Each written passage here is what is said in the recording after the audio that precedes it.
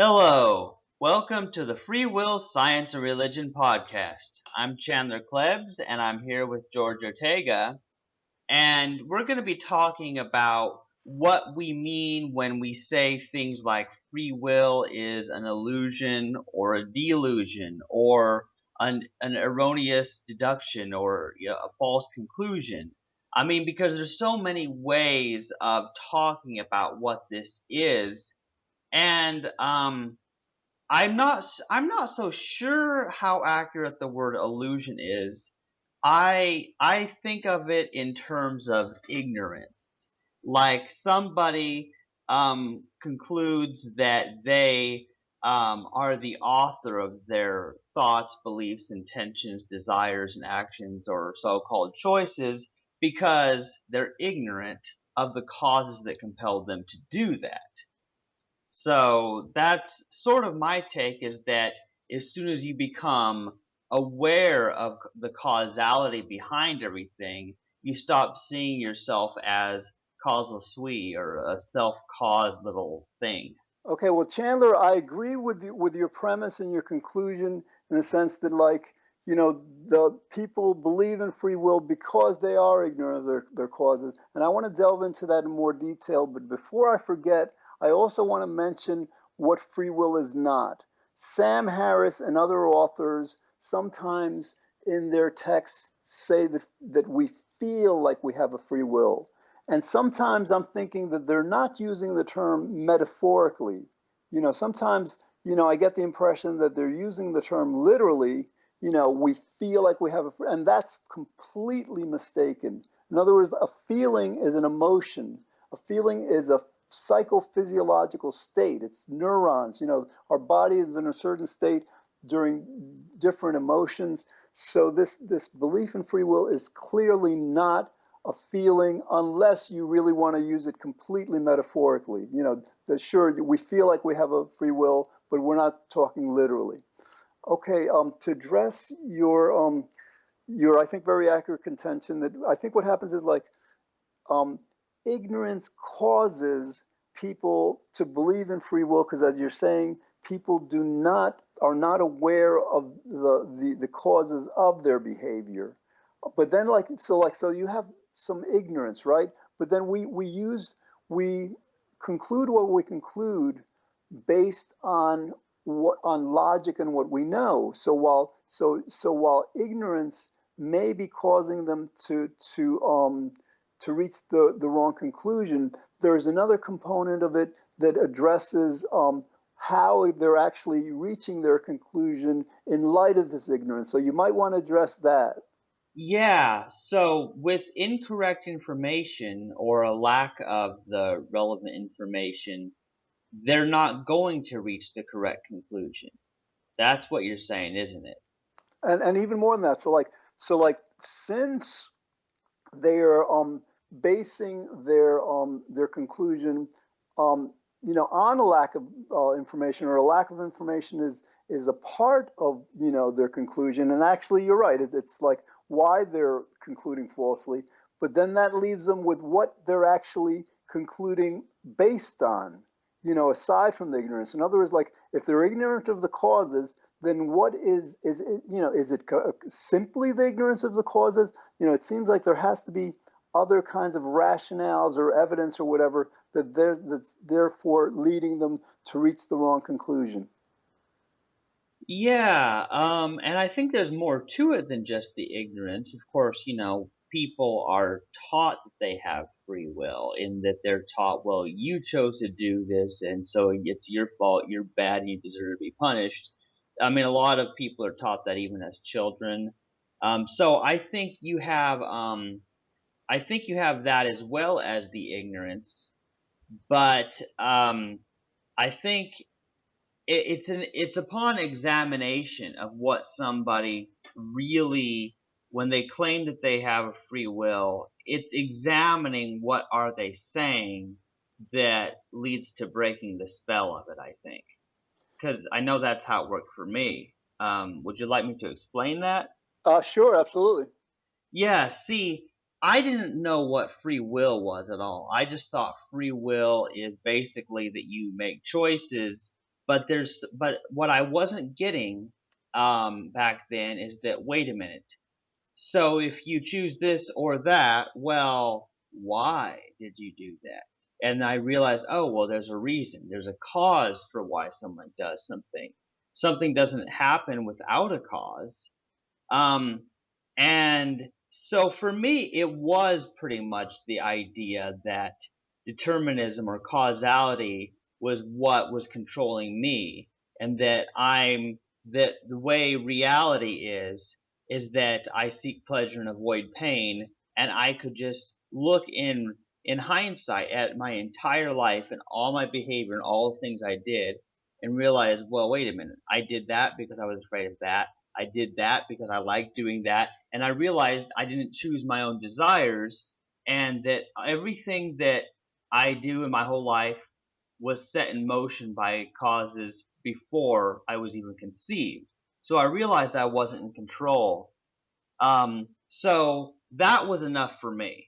Later on, I understood that, indeterminism or randomness wouldn't give me any more control because I can't control randomness or things that I'm not aware of.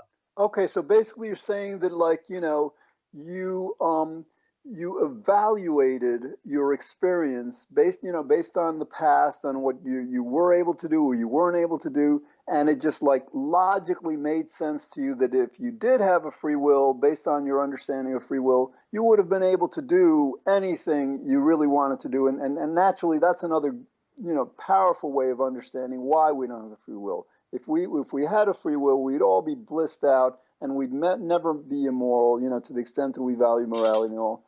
So yeah, you based it, in other words, like you in this sense, the ignorance is like it's actually a lack of it's not just ignorance perhaps, but it's also a lack of delving deeply enough into the question. That like on appearance, it seems like what we do is up to us, but when you examine it, and this is like again completely separate from the issue of causality make it impossible. But if you simply examine our human will carefully enough, as you did, you reach the same conclusion. So I just wanted to go back to the this lack of this ignorance that you're referring to, because I think it is powerful, and I want to use it by way of analogy. In other words, like a long time ago, people believed that the world was flat, and if you happen to be living, let's say, in a part of the world that doesn't have any major bodies of water, then it seems perfect sense that you would reach that conclusion. So it's based, the ignorance in this case is of, for example, let's say you live on the coast and you see, there's a horizon of the sea on the coast of an ocean. So then it would be ignorance of evidence that clarifies the situation. So for example, like if you're living, on a seashore and you're seeing a ship, go into the horizon, sail into the horizon, and it seems to be sinking into the ocean, right? That's what it appears. But then it comes back, you know, so obviously didn't sink. Then you begin to get an inkling of the fact, well, wait a minute, maybe this world isn't, flat. And then so like that would be ignorance of this horizon effect. Then, greater ignorance is like, I have a feeling that most of us don't really understand how we learned that the world isn't flat. But I think it has to do with astronomy, because we understood this. We figured this out long before we had satellites and before we sent people out into space. So actually, I'm not even sure I think I learned it a long time ago, but I don't remember how we came to understand through astronomical, calculations and stuff, why, the Earth cannot be flat. But again, so like it's basically ignorance of certain kinds of like factors that are essential to completely understanding a situation, and that, you're right, is why what people lack in conclude, in that leads them to conclude that they have a free will. They're ignorant of these other factors that are necessary to a complete analysis. Yeah, and responding to the whole flat Earth thing, I think it's important for us to say, as you've said in episodes of Exploring the Illusion of Free Will, that basically We it's not as important. Understanding how round the world is actually doesn't even is not even comparable to understanding that free will is an illusion and that our wills are causal.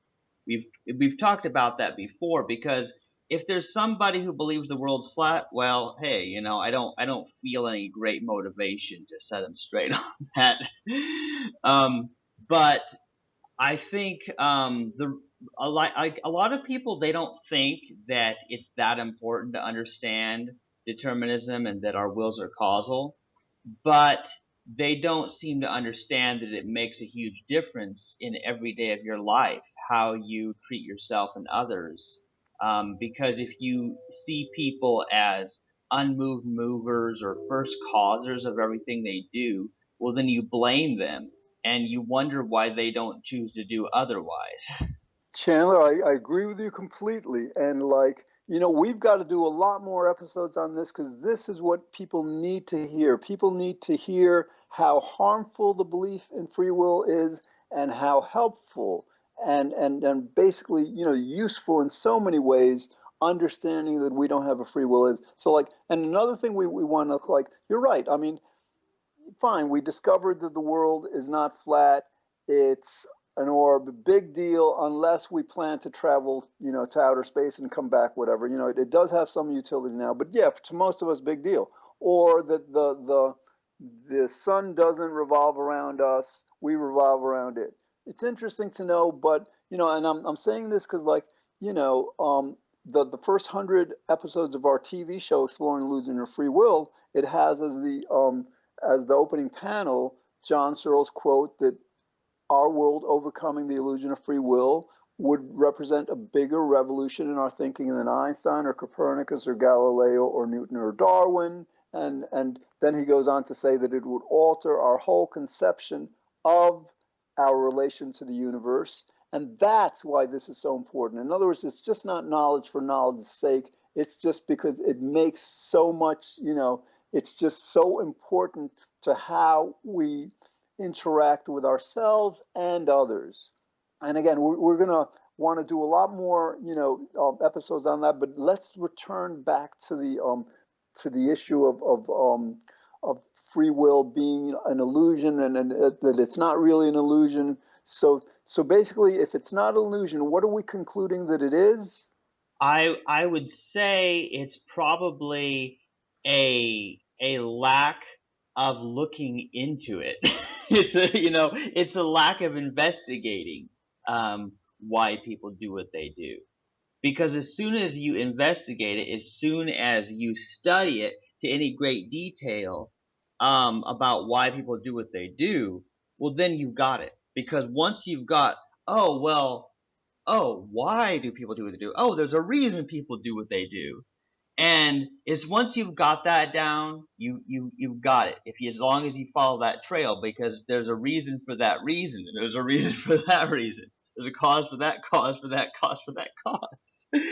And that's what set me straight on that, because I realized it's not as if we are self-causing things. There's even like, sometimes, when you say that, well, if we had a free will, we would be perfect angels and we'd always be moral and never do anything wrong, or we'd always be able to do what we want. And yet even that is not truly us being in control or having free will, because really we don't get to choose what we want. And that's what makes it very interesting, is that there's not even a concept. If somebody tries to write a story where a character has free will, there's not even a concept there. What would that even mean?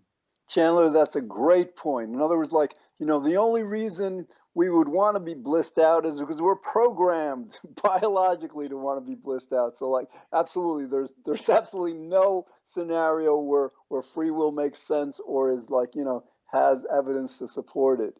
Um, Getting back to so, all right. So here's the thing. So, yes, there's ignorance. There's ignorance of certain, you know, evidence like determinism and indeterminism, and then I think another part of it is there's insufficient analysis. In other words, like, you know, you didn't rely on, like you were saying before, on your knowledge of determinism to arrive at the conclusion that you didn't have a free will. You simply, subjected the issue to critical analysis. And so like basically, one of the problems in the world is that they don't teach critical analysis in schools. People like you and I are fortunate to be able to have, keen internet intellects that can, analyze an issue like this, and through logic arrive at the right conclusion. But many academics, even PhDs, they got there because they have good memories. They're able to memorize vast quantities of information, retain that information, and then be able to retrieve it in order to teach it or to write. But many of these academics have very, very poor critical analysis skills. So basically, one reason, so free will is not an illusion. Free will is kind of like a conclusion that can either be based on, you know, logical critical analysis, or it can also be based on evidence like, you know, understanding that neither determinism, causality, nor indeterminism, acausality, can allow for a free will.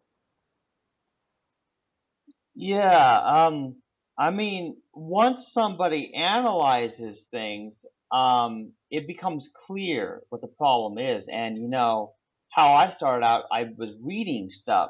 I was reading the different arguments for and against free will, and I started seeing the holes in the stuff that they were saying.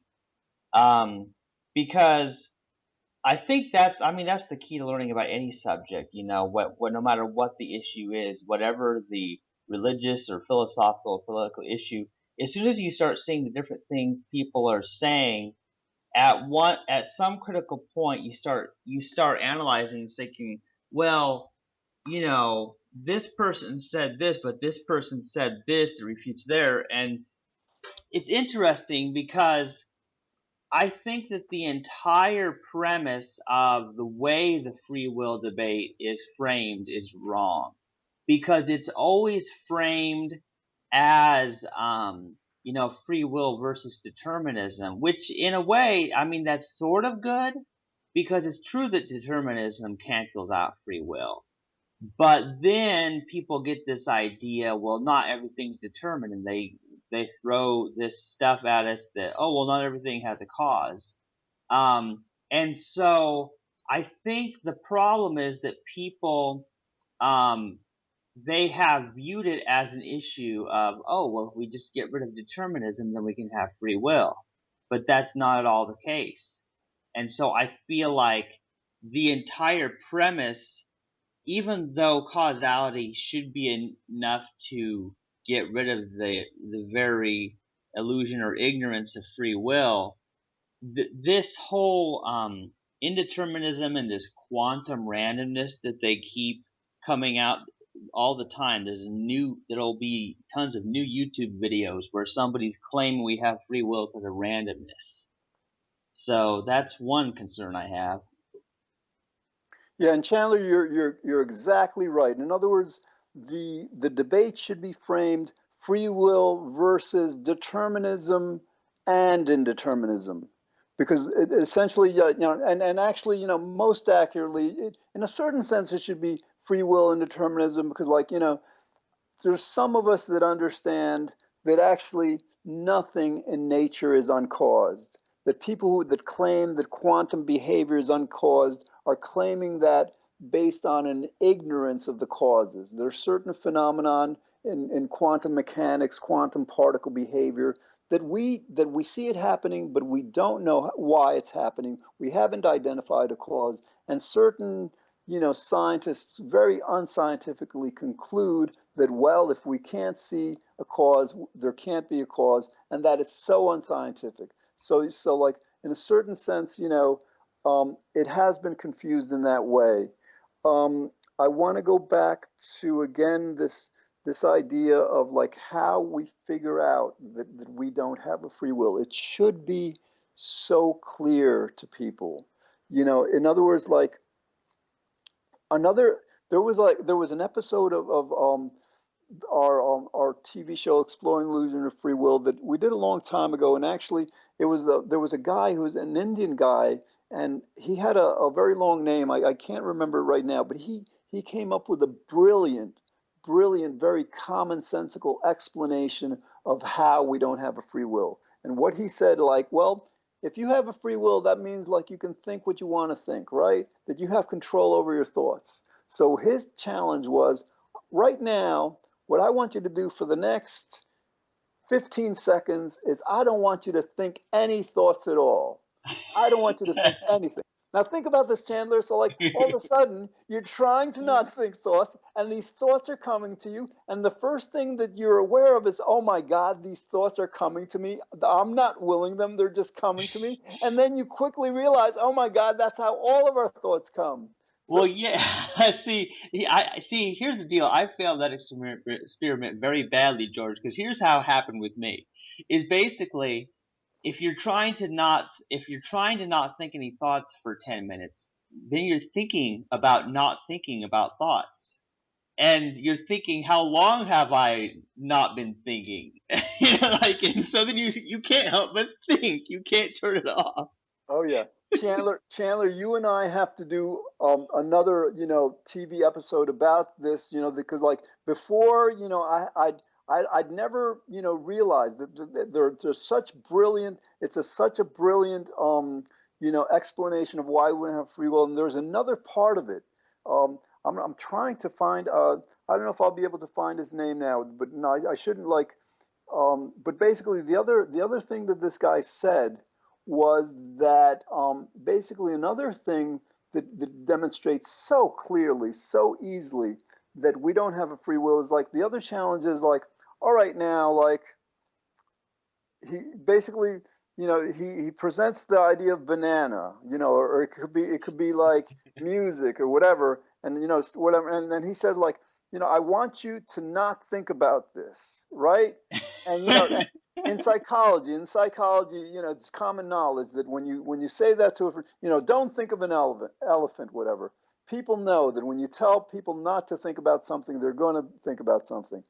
So again, two very powerful, commonsensical ways of understanding that we don't have a free will, that don't rely on the determinism, indeterminism debate, that don't rely on a knowledge of physics and quantum physics, that just rely on common sense and logic. And unfortunately, again, one of the things that this whole free will debate is getting me very aware of is that, while we have many wonderful, very effective scientists who are great in technology and who can really do great science in other ways, that we have a we have a problem in our world that not enough people are versed in this simple skill of critical analysis, of commonsensical logic. And you know what, George? I think I know why that is. Because those who do have the kind of brain power to question things and analyze things and ask those questions about why, well, those are the ones who get punished because they're not supposed to question authority. They're not supposed to challenge their teachers or their priests or rabbis or pastors or parents or whoever it might be. Because the answer all too often thrown at people is because I said so, and that's the end of all of the discussion. But Chandler, that's a great, yeah, that makes sense. And I think there may be more to it, and let's explore a bit more. I think another reason may be that some of this, like imagine like it could be that this strength in critical analysis is something that evolves, that humanity gets stronger and stronger as we evolve. So when the education system, came into being, the teachers, they were perhaps very good at teaching, again, at remembering what they've learned, at learning, and then retrieving it and teaching it. But these individuals may not have actually been very good at critical analysis. So it might have been just simply easier to base the education system on on the strengths of the teachers, of the existing strengths of the teachers, and naturally these didn't often include, again, this skill of critical analysis. So, and again, it's very important to kind of like, you know, try to figure out what these reasons are so that we can kind of like, better, we have to, get better and better at understanding why people believe in free will so that we can come up with approaches to help them overcome their lack of understanding, their erroneous conclusions. Yeah, and George, here's what I find interesting. From what I've found, the time when people learn the most is not when they are in school. It's not before the age of 18. It's after. Because it's after they're out of that environment where everybody has to just memorize information and regurgitate it, and then people are out there working their jobs and living their life. Well, then that's when a lot of them, the biggest changes in their lives happen. Their 20s, their 30s. They everything changes because they're learning more. And people typically don't learn philosophy until either college or they learn it somewhere else. And I think that's what really opens the door, is when people are asking those questions of the most extreme importance. And so it's kind of sad that people can't start that process earlier. They could if they weren't prevented from it, because children are naturally curious and always full of questions, but then people shut them up. Yeah, Chandler, that's a great point. Excellent point. And so I think what's going to happen because of shows and podcasts like ours, all this work that's like we're basically getting this topic that's been like languishing in academia for centuries, we're bringing it out into the public spotlight. And because of all this, people are thinking about it more. Now, I think the next step may be that people that, more college courses will be about it. Because, like, again, a lot of people are afraid of this idea. A lot of people think this is a very dangerous idea. So they want to kind of like move step by step, get college kids to understand it first, and then they'll start teaching high school kids, and ultimately probably junior high school and elementary kids. Because again, this is so useful in so many ways. Before, but like I wanted to mention the guy that we were talking about before. His name is Lakesh Hanumappa. I want to spell this Lokeshna and Hanumappa, and it's episode 129. Lokesh Hanumappa on free will, happiness, guilt, and blame. Because those two ways of understanding that we don't have a free will, just try to not have any thoughts at all, or just try to focus on a banana or whatever. They are so powerfully clear, from our experience that we don't have a free will. But so again, like yes, I agree with you, Chandler, that basically, we're not taught to explore this concept until much later in life. And if it was introduced to us, at an early age, I have a feeling that elementary, like fourth, fifth graders, I think they have the critical, rational skills to be able to understand quite logically why free will is impossible. Yeah, and what's great about this is, I mean, we're not stopping with the free will topic. The conversations we have when we start talking about consciousness and the universe and evolution and all these amazing things, because once you get once you start down that path of, well, what caused this, and that, well, then it leads into so many discussions that almost nobody has. I haven't had any of those kind of discussions before I met you and we got into some of this stuff, because I think that the free will topic develops your critical reasoning. I agree completely. Then yes, Chandler. How much time do we have? I think we're pretty close to the mark. Yeah, we're almost at 30 minutes, so we probably should close this one. Should I do the Absolutely. All Yep. right. Well, you've been listening to Free Will, Science, and Religion with Chandler Klebs and George Ortega. We've talked about free will, determinism, indeterminism, ignorance, illusion, delusion, whatever. There's so many things. But anyway, I hope you've enjoyed, and there will be more episodes.